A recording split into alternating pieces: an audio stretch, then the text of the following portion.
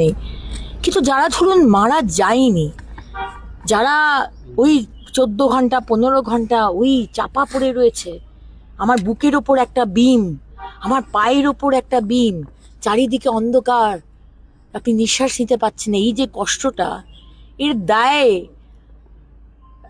ফিরহাদ হাকিম বাবু আপনি নেবেন না? মুখ্যমন্ত্রী, এক্স মুখ্যমন্ত্রী মমতা ব্যানার্জি আপনি নেবেন না? শুধু ওই ওএসডি নেবে? তার তো চলবে না।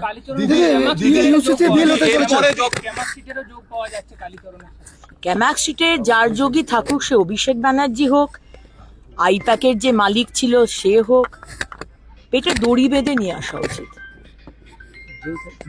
যারা 15 বছর ধরে বলেছে মোড়ে মোড়ে উন্নয়ন দাঁড়িয়ে, যারা বাংলার মানুষকে কথায় কথায় হুমকি দিয়েছে, ভয় দেখিয়েছে, পকেটে হাত দিয়ে গাড়ির বনেটে দাঁড়িয়ে বলেছে ডিজে বাজবে, ডিজে বাজা কাকে বলে এবার শুভেন্দু অধিকারীর সরকার দেখিয়ে কোর্টে আবেদন করেছিলেন এবং তাড়াতাড়ি হিয়ারিং এর জন্য আবেদন করেছেন অভিষেক বন্দ্যোপাধ্যায়।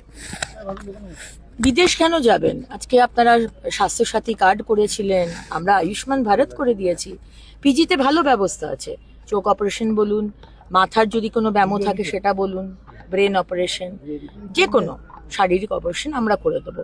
অভিষেক বাবু আপনাকে বাইরে যেতে হবে না, আমেরিকা, দুবাই, সিঙ্গাপুর যেতে হবে না, আমরা এখানে ব্যবস্থা করে দেবো। আয়ুষ্মান ভারত কার্ড আছে তো, খরচার জন্য চিন্তা করতে হবে না।